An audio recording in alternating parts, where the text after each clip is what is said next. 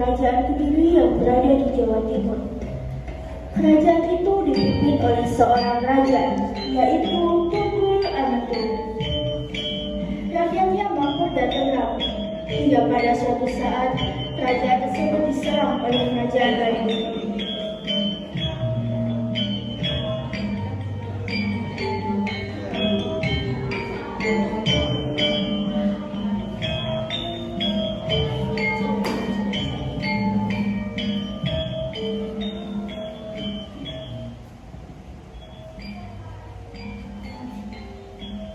Sudahlah Pak, tidak perlu risau mengenai Pasien kita nggak bisa belajar apalagi kita kurang sebuah perang.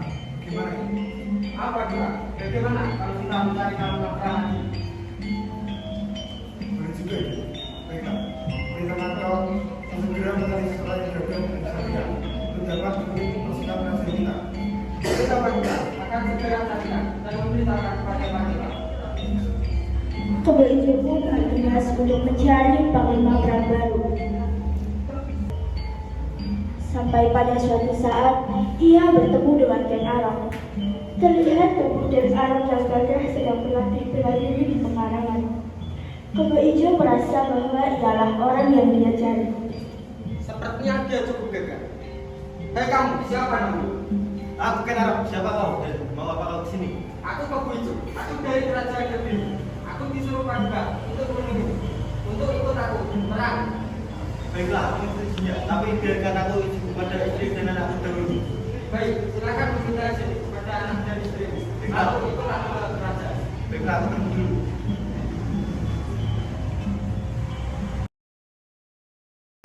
Pandega, aku telah menemukan orang yang pantas.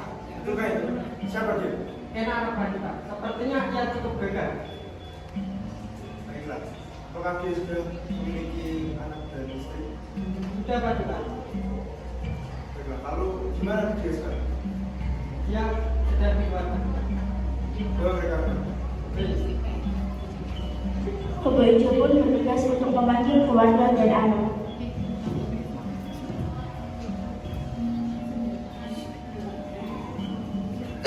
Selamat datang di kerajaanku.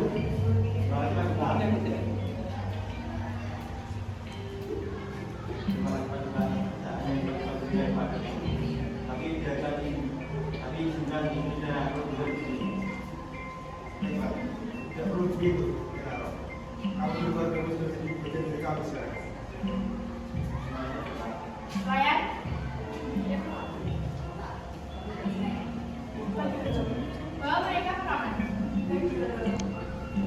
Pada hari itulah Ken Arok bertemu dengan Ken Dedes untuk pertama kalinya.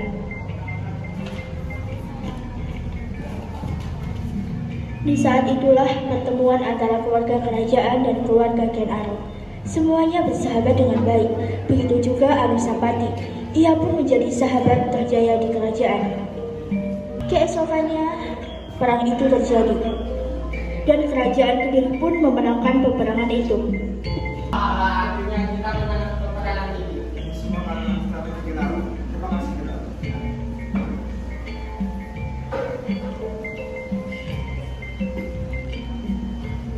Terima kasih kita. Asia-asia aku memiliki seperti pasukan. Aku menyukai cara dan strategi dalam perang. Atas menangnya, aku khususkan kau untuk panglima pasukan perang. Kasih kita.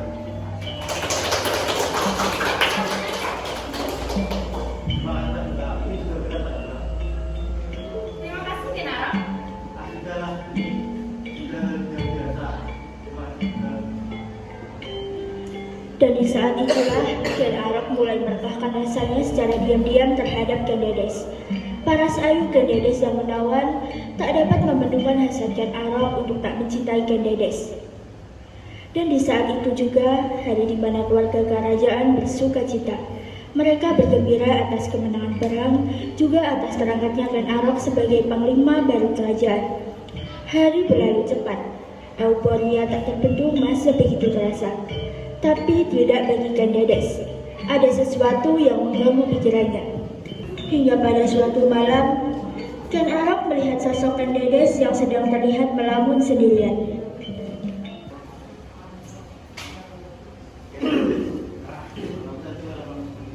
Ken Arok, saya hanya tidak bisa tidur, Ken Arok. Tiba-tiba Toh Jaya dan Anusapati pun datang. Bapak ngapain di sini? Anakku, ibu tidak sengaja bertemu dengan Ken Arok di sini. Aku tidak bisa tidur, Toh Jaya, kalau aku bertemu dengan Ken Arok. Ya, kamu tidak sengaja bertemu. Malam itu kalian. Toh Jaya dan Anusapati pun mulai curiga dengan kedua orang tuanya. Ia langsung bergegas menghadirkan Umang dan Tunggul Ametung. Ibu, Bapak. Ada apa dengan bapakmu, nak? Bapak main mata dengan Dedes. Apakah benar demikian? Ya itu aku tadi dan anak sama melihat apa yang sedang dengan Dedes. Siapa dari ibu? Dengan Arok.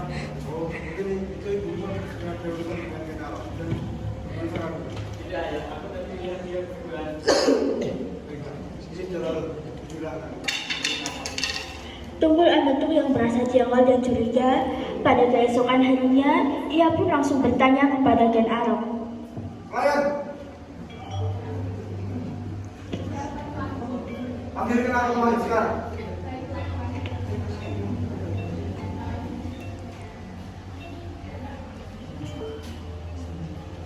Baik, para sahabat. Hei kenal. Apa yang sudah kau lakukan dari situ kemarin malam? Tidak, Tuhan, sudah seperti yang kami inginkan, Tuhan. Awas kau, jika kau berani macam-macam dari situ, akan kubunuh kau. Ya, Tuhan. Ancaman itu semakin membuat Ken Arok geram. Ia merasa muak dengan Tunggul Ametung yang terus-terusan mencurigainya. Dalam hatinya, ia mulai merencanakan sesuatu yang besar, yaitu menghabisi Tunggul Ametung dan merebut segalanya. Beberapa hari kemudian, dengan tekad yang sudah bulat, Ken Arok pergi menemui Ibu Gani, seorang empu sakti yang terkenal dengan keris buatannya.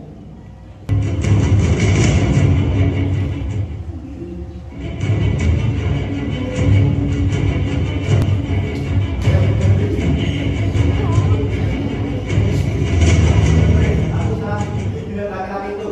Baiklah, tapi itu cari jualan. Apakah sudah bisa sekarang? Tidak, sekarang mungkin bela cari jualan. Tidak, mau sekarang.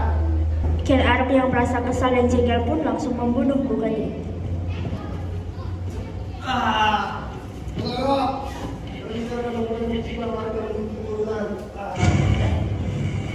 Ken Arok hanya menatap dingin jasad Bu Gani yang kini tergeletak tak bernyawa. Ia tak menyadari bahwa perbuatannya telah membuka pintu kutukan yang kelak akan menghancurkan dirinya dan keluarganya. Malamnya, Ken Arok pun meluruskan rencananya untuk membunuh Tunggul Ametung. Dengan tatapan penuh tekad, Ken Arok menggenggam keris Bu Gani yang telah ia curi. Dalam hati ia berbisik diri, seakan meminta maaf pada pria yang telah menjadi penghalang cintanya.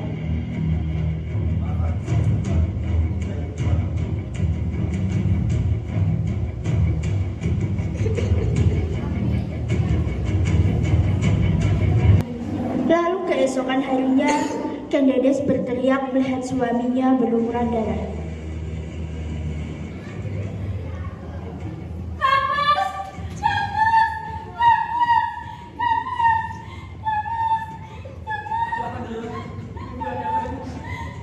Ayah kamu dibunuh, nak. Ada apa, nak? Apakah benar? Darah putri. Yang sabar dia darah putri. Ya Allah, aku tidak percaya. Siapa orang kejam telah membunuh suamiku?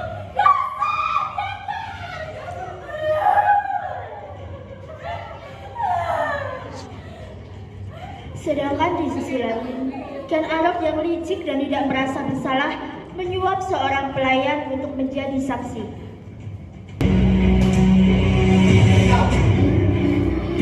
Boleh kamu bilang sekarang, Mas, dengan syarat kamu berbukti dengan pemerintah dengan betul. Begitu. Baiklah, Mas. Tapi kalau saya ditangkap KPK, saya sudah punya lagi. Tapi saya takut. Bagaimana sikap kawan? Sudah jadi salah, jadi takut. Kebo Ijo pun dibawa menghadap Kandades oleh Ken Arok dan pelayan tersebut.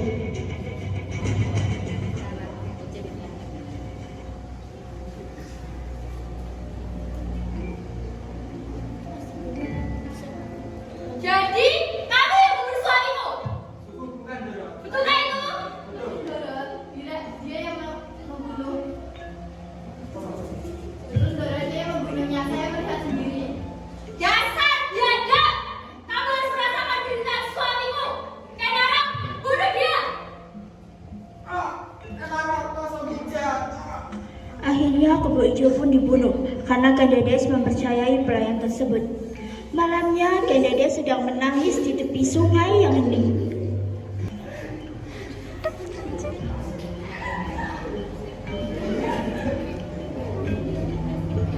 Ken Arok pun menghampiri Kandades.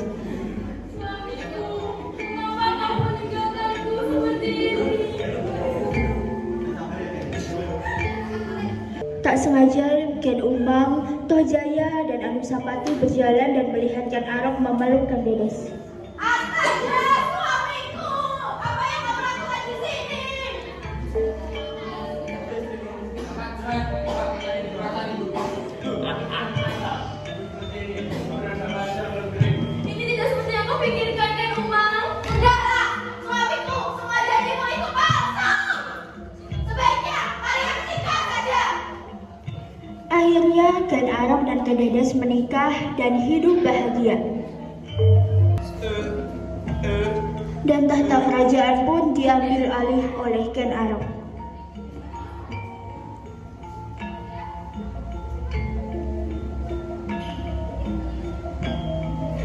Namun di sisi lain, Anusapati merasa curiga dengan kematian ayahnya. Lambat laun Anusapati mendengar kabar apabila Ken Arok telah membunuh ayahnya. Apa benar Ken Arok yang membunuh ayahnya?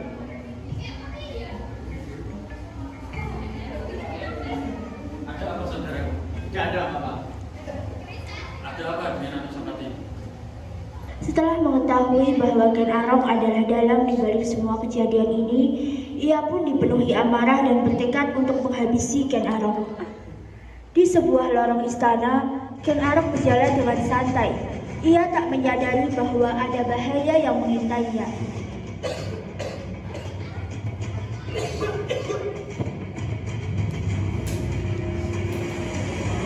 Kenapa kau membunuhku? Karena kamulah yang membunuh anak saya dan kamu juga merasakan ini. Ken Arok pun tumbang. Anusapati segera melarikan diri sebelum ada yang mengetahui perbuatannya. Keesokan harinya, suasana istana berubah mencekam. Saat Kandades berjalan di dalam istana, ia tiba-tiba terkejut melihat tubuh Ken Arok bergeletak tak bernyawa di lantai. Tolong! Tolong! Tolong! Suamiku! Kandades, ada apa dengan suamiku? Ken Arok dibunuh, Ken Umang! Tidak! Tohjaya pun tidak pernah berpikir bahwa Anusapati lah yang membunuh ayahnya. Sampai pada suatu saat, ada seorang pelayan yang memberitahu Tohjaya tentang kematian ayahnya.